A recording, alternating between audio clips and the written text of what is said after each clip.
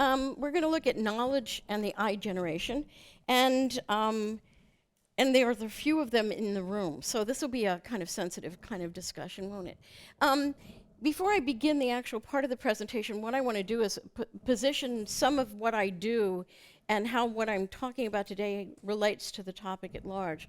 I've, for 20 years, been researching expertise. And I've been researching it by means of the model of domain learning, which is an empirically tested model of expertise development.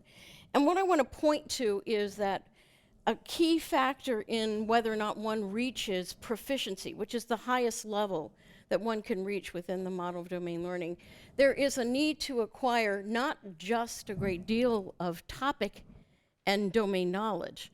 It's also that the knowledge becomes what we call principled. That is, the ideas are glued together, they're cohesive, they're not fragmented tons of loose pieces of information, they're consolidated and cohesive, and they're what allow experts or the highly proficient to function quite efficiently and effectively across a range of problems. I'll point one other thing out that I'll come to, is that the middle of the area is a critical point, and because at that point in time, it's not cognitive variables that often determine the future of one's journey toward expertise. It's one's own, you heard the words intention before, it's one's own intention to pursue experiences and activities that are going to grow your knowledge or in your experiences. You, in a sense, choose to pursue this, and you invest yourself in it. And that's a point of change where a lot of people decide the pursuit of proficiency is not worth it. It's not worth their time, their effort, and the life experiences that it requires. Now, as I said, I'm not used to standing behind something, but I had this moment probably now about 7 or 8 years ago that changed the way that I engage with students. And I have been teaching in some form since 1970. And I've been a university professor since 1981. So we're talking about someone with many cumulative years of being a teacher and loving it.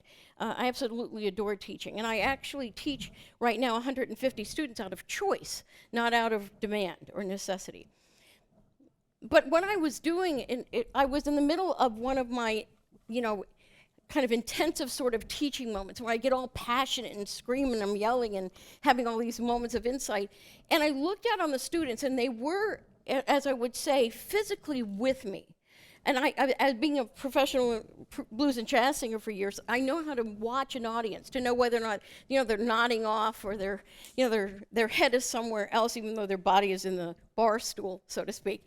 But these students were looking at me and they were aware of what I was saying.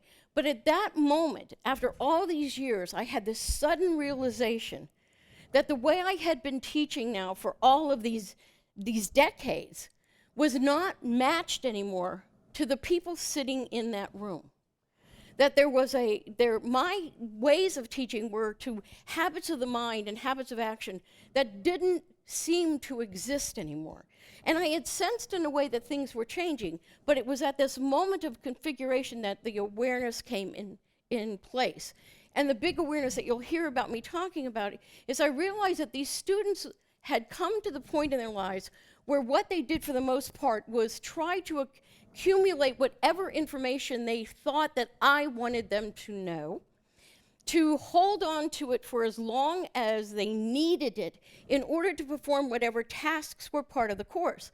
And then they would literally purge themselves, metaphorically, of everything that I taught them, so that as soon as the class was over, whatever the tether was to what I was teaching them was gone, and they no longer needed to see, you're laughing, but I know, you guys know what I'm talking about, fill their heads with this needless information, which taught me at that moment in time that what my students had become were information managers, not knowledge builders.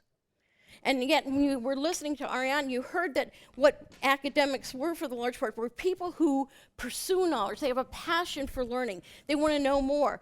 And the most way, in most classes that students take, it's the grade that counts, it's the diploma that counts. The knowledge or the content matters not at all. Or very little. Let's not be too extreme. But no, extreme is good. So what I'm going to do is talk to you about the characteristics from the cognitive social psychology, counseling psychology literature about who these students are and their characteristics. And I'm going to contrast this idea of information management with knowledge building, so you have some sense of what I am seeing and what my data now empirically are showing. I'm going to consider why. What is it about the world in which they now exist that has completely, in a sense, shifted the ground underneath them? Okay? And they would say for better, not for worse. I think it's for worse. They don't. And then what do we do about it? If we want knowledge builders, if knowledge is something, as my expertise model says, is essential, how do we bring them to knowledge building? Did I do that right? Yeah. So let's talk about the world of iGens. Who are these people? Most of them, who are quarter of the 18 to 29-year-olds, are online almost continuously. Online almost continuously. That they are, this is the good side of it, my maternal side would say, they don't care about driving, they don't drink as much, they don't have early sex, the kind of things that marked our lives much earlier. In a way, what's college all about? Well, they spend time online and they have these virtual lives, is what it is, as you'll find out. They're very, very idealistic. They want to change the world. They're very idealistic. In the US, for example, they're the ones who are pushing the movement for getting rid of guns. Can you imagine an American citizen without their guns? I don't know, but they want to get rid of guns, and they want to, they want the environment clean. They want all these things. But the funny side of it is only 50% of the US of this generation vote who can vote. So they're idealistic, but they're not engaged in the act of actually trying to bring about change through the voting. Okay. They are much more likely to be tethered to their instruments, their technological devices, than to one another. And if you've never watched it, I know you've seen it. It can't be just a US phenomenon. You go into a restaurant or you go someplace and there's a number of them sitting at the table. They're not talking to one another. They're all down here like texting somebody else. The idea of human face-to-face interactions have diminished remarkably. As a matter of fact, they struggle to maintain eye contact. They struggle to carry a conversation on for about 5 minutes worth of time. They're just very uncomfortable with the immediacy and intimacy of a human-to-human contact in so many ways. They are the generation who suffers anxiety more than generations previously. And this anxiety comes from the fear of missing out phenomena. That's what the FOMO is. That's why they don't let go of their phones. They don't turn things off, because what if something terrible happened two states over, or somebody's having some gathering I didn't know about? And this fear of missing out has created in them this constant anxiety that has been even programmed in them as a result of the technology, which was very sensibly orchestrated for this very purpose, to keep them kind of triggered to the sound that somebody might be trying to get a hold of you. And they experience more social sense of isolation than the generations past. And most of these data, the articles, I can give you the sources more fully later, but this comes from the fact that the more time you spend online, the more you suffer social decrement, which is interesting. They get very impatient. They don't believe in extended reading. I always wonder if any of my undergraduates read. I've had to create a class that forces them to read, because they wouldn't do it with any sort of degree of naturalness unless it was graded. They also don't know how to self-regulate their time. They don't know how to control when they use the technology and at what times it would be appropriate. And this, if you're surrounded with young people, they start in the US giving the kids iPads about age 2. These kids have no mental regulatory ability yet, but the parents are assuming they're doing good for their children by giving them technology, but never this idea of how do you regulate or control the use of that technology. And they believe, in a sense, that they're particularly skilled at being the digital natives. the truth is, the research that many have shown is they can't read the visuals that are part of on the websites and all that. They don't read the visuals very well. They don't understand or comprehend them very well. Okay. Now, what about epistemically? What are some of the, are you guys feeling hit upon here? Anyway, okay.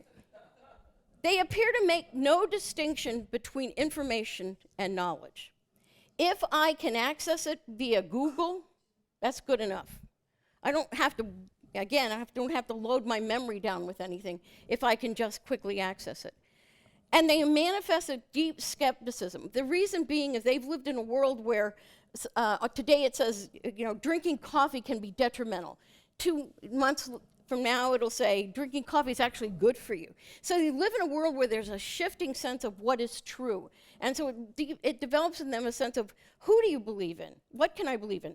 Again, going back to the idealism phenomena that I mentioned before, they're searching for something to believe in, however. They're really deeply in search of something to hold on to as something to believe in deeply. They find it hard to construct cohesive arguments, whether it's an oral argument or it's in print. They appear to think that quick access is a good thing. If I can get to something quickly, that kind of overrides the need for personal knowledge. Faster is better in this world. If you haven't noticed, if it's not 5G, now it's 6G. If it's not 6G, it'll be 7G. The faster we can get this information to ourselves, somehow we're functioning better, when in truth, we're not really using that information very effectively. And that's not just the young people, that's true for us old farts too. And their attention spans have decreased 10 seconds in the last 25 years. Not that none of us were great to start with. And again, for them, now and quick is what they want. They want quick answers, quick movement, and that sort of thing.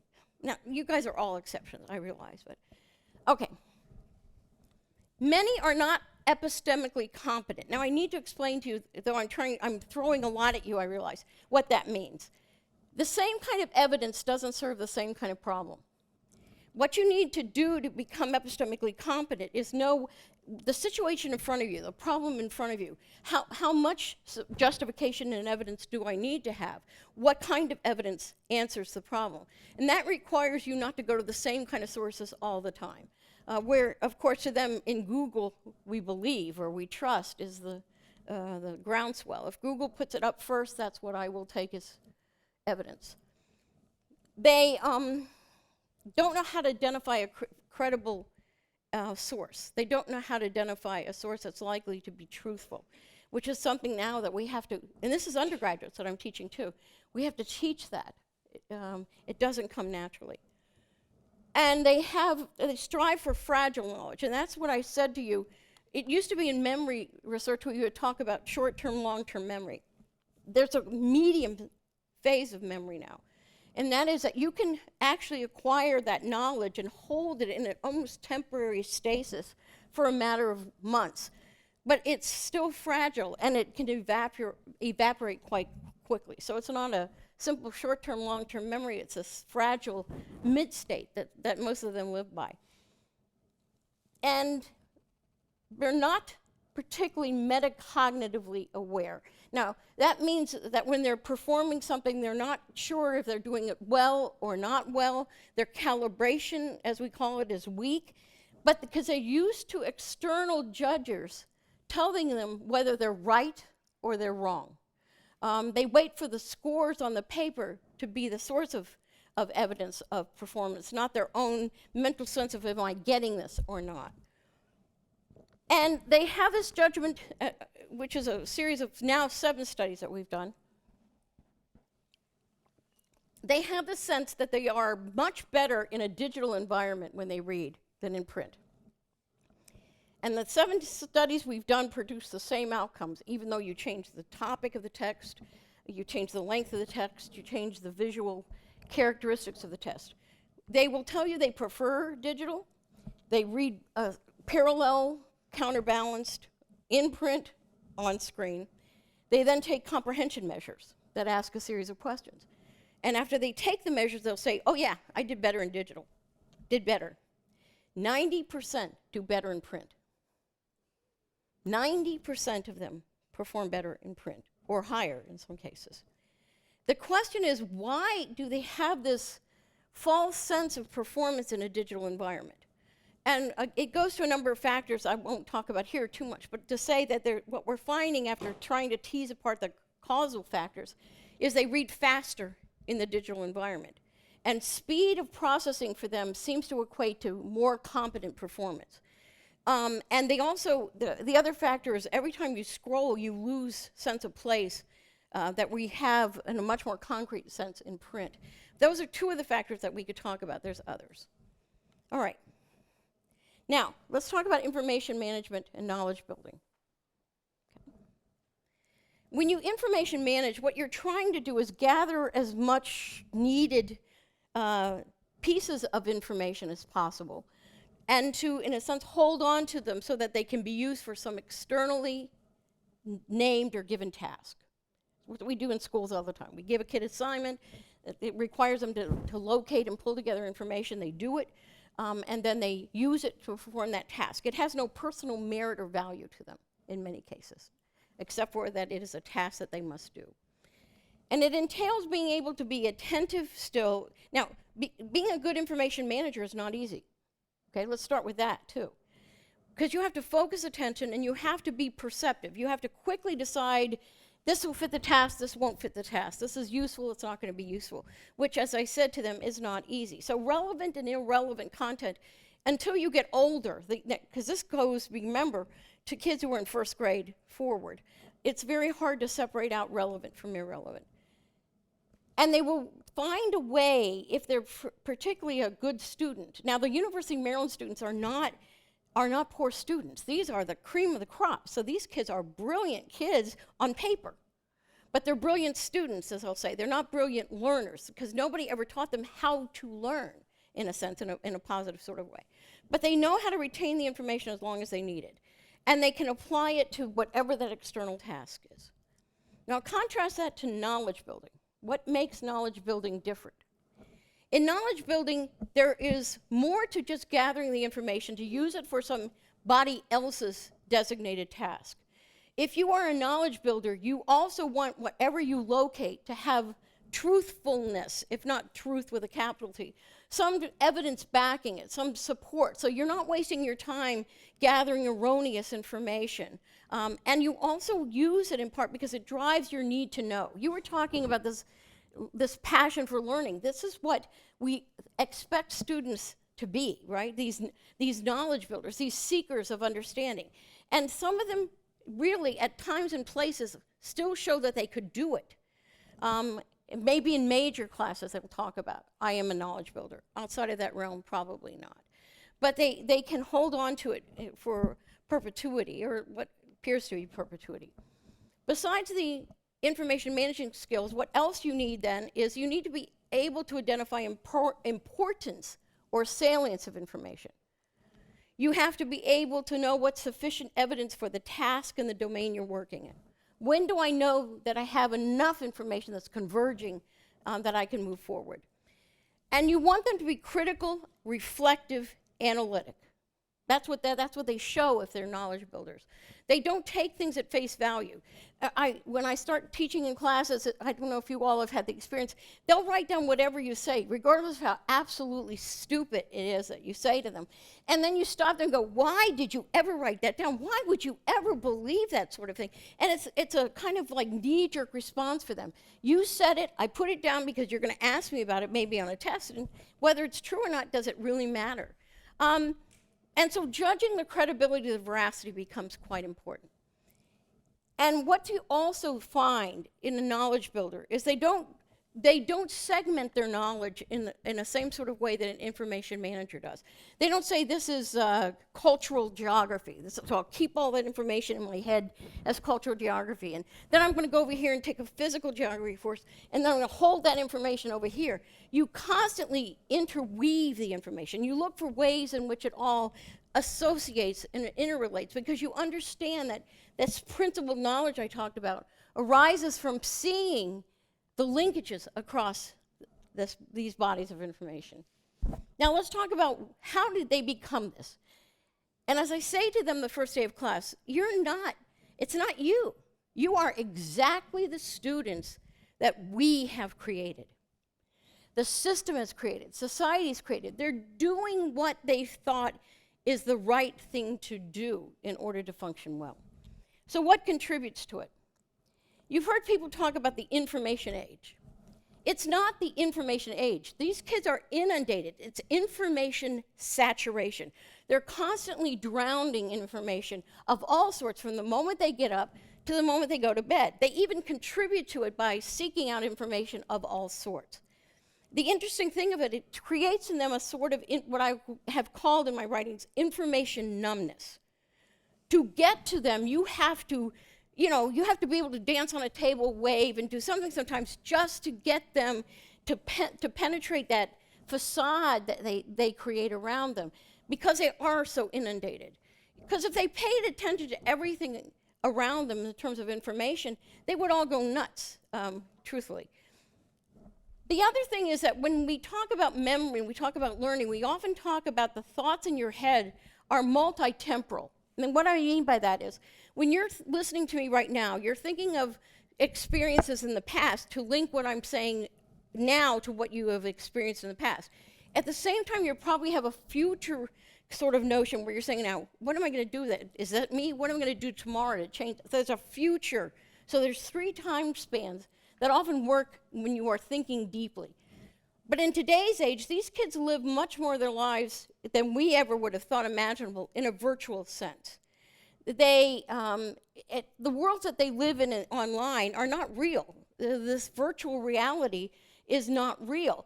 The trouble is now we've started in U.S. is to incorporate virtual realities into what we do instructionally and educationally.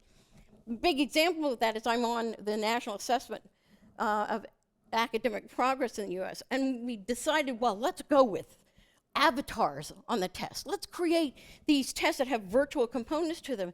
And of course, I am not for this at all, as you can imagine from my kind of Luddite sort of behavior. Did I use that right? But they think that if you at least make it motivating, the kids will perform better on the test. And I said, what makes you think that? And the truth is that the data show that adding all these bells and whistles makes no better performance than without it, but it looks cool, so they're going to leave it. So they have this kind of virtual reality notion. They also become interested in instant gratification or immediate gratification, and the search for simple and quick answers. And again, this is not something wrong with them cognitively. The whole Silicon Valley establishment has worked. It's like Pavlov's dog. They have worked to create these devices that have so much appeal that every little sound, every little tweak about it draws their attention to it in a very systematic sort of way. And of course, there's multitasking. One of the activities we do in class is to ask the students to keep very detailed logs of what they do in a 24-hour period for some period of time, to look at how they spend their time. Probably a third of their day is spent multitasking, easily. And that often means even when they're doing academic work, they're doing it while listening to music, while texting friends intermittently, or talking with friends on FaceTime or something like that. But multitasking is the only way they seem to say they can survive temporally, because they do something like 36 hours of work in a 24-hour period. And that includes most of about 7 or 8 hours of sleep in there somewhere. Okay, that's a big issue. The other contributing factor is in the US system. Schooling has lost its sense of an institution for learning, a bastion of learning. American schools have become places where you learn how to take tests. A great deal of curriculum time is spent in high-stakes test preparation. So these kids know how to fill in the blanks, how to answer the questions, and they will tell you that. They spend all their lives figuring out how to get the grades on these major tests. So that schooling is not the pursuit of anything in any sort of deep sense. The other thing is teachers are required now to teach increasingly more content. Each year the curricula grow in terms of what needs to be covered. Time does not. So what happens is you have that, what that phenomenon is about the mile wide and inch deep sort of curriculum. And that is, with that comes the idea that teachers are engaged in mentioning rather than teaching. They cover quickly so they can move on, and that results in increasing the shallowness of learning. The other is the issue of desensitization. These kids have grown up in a world where people lying to them blatantly happens multiple times a day, and people in authority. And so this kind of thing is funny on the surface. To have a Donald Trump say these most outrageous things is hysterical to us as adults who have lived some other life. But to these kids, it's the idea that people can lie, that there are alternative truths, alternative facts. And that's desensitized them to the need in some ways to seek out truth. Okay. So what do we do about it? I know, you throw up your hands and quit. No, you don't. Let's begin by, from the beginning, the students need to understand the distinction between information that's out there and floating all around them constantly, and what they take in themselves to become knowledge, and what the value and importance of that knowledge needs to be substantiated. And what it is, too, is not just, again, this accumulation of isolated facts that schools are often about. In history, for example, how many states can you name, and capitals, and what's the dates of all this stuff in history? It's not that really matters historically. It's understanding historical analysis and how history gets written and portrayed. So this idea of striving as an educator for principled knowledge. I tell my future teachers, if I ever get to talk to them, which I happened to do a week ago, don't try to do everything in a course. What are the 10 most important ideas and abilities that you need to know, your students need to know, that become the basis for building that domain of knowledge in years to come? And that's what you constantly strive. You do whatever is necessary to get depth of understanding about that, illustrating it in as many different ways as possible. But that also means that students need to be taught how to, in the midst of that, not to trust you as authority to make all those critical decisions for them, but to teach them how to make those determinations themselves. Evidence-based thinking is a big deal, even in this undergraduate class that I teach with 150. You can say whatever you want in my class, but you better back it up with something of value, something of justification. We have allowed opinion to substitute for truly evidence-based thinking and reasoning. And that's added to the complications that we have now. And again, strive for epistemic competence, which means what you have to model is how you yourself choose. Like, if I said to you as a mother or a grandmother, whether your kid, is it going to rain and do I need to put galoshes on my kid? That's a very different sort of need for evidence than if I'm a meteorologist who has to make predictions or forecast predictions that the people depend upon in some sort of significant way. The amount of evidence, the nature of the evidence shifts underneath you all the time. And again, I'm not going to talk about it, but one of the areas of research we've been doing for over 10 years now is this relational reasoning. It's how do you teach somebody to build connections as they are listening? To give you an example, if you are a relational reasoner, which I assume you all are in this room, what you are doing as I'm speaking to you is trying to, as you hear me, you're saying, is that something that I would have said myself? I've heard that before. I agree with that. Analogic reasoning. You look for what I'm saying to you is similar to something else you've experienced or know. You might say that that's a little too extreme. That's an anomaly. You're going too far with that point. That's anomalous reasoning. It fits, but not exactly the same way. Then there's what we call antinomous reasoning, which we don't get much in the social sciences.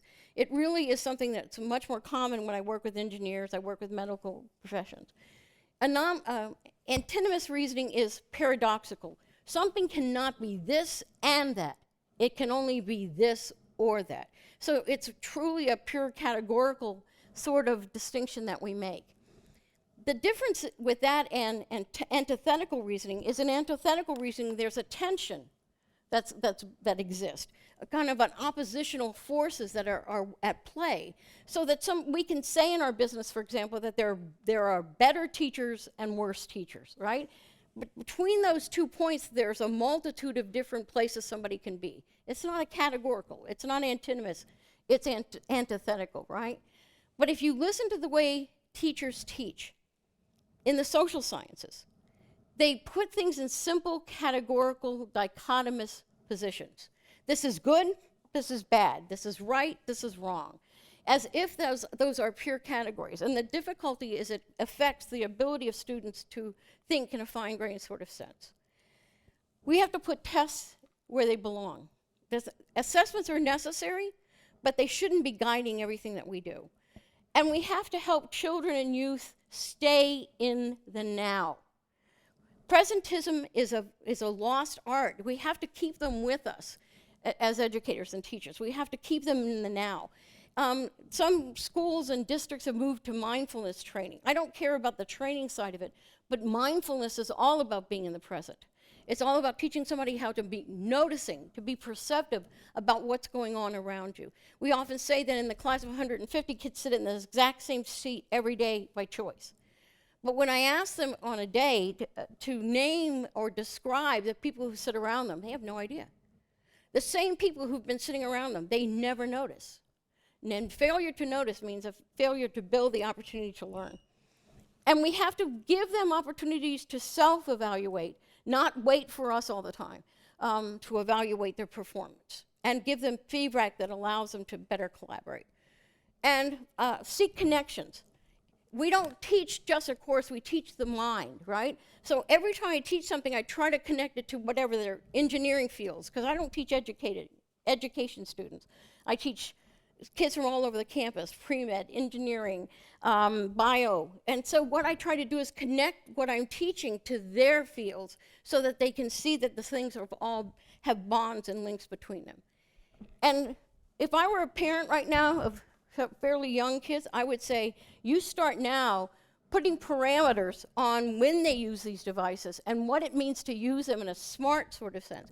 Technology is not the villain, but it's become that because we have let it take control in a way that it should not. Okay, so, and let's ensure that kids have time to think about what we're doing and not just keep talking at them. And finally, let's create a culture where what we're about is knowledge building. And there I go. Thank you.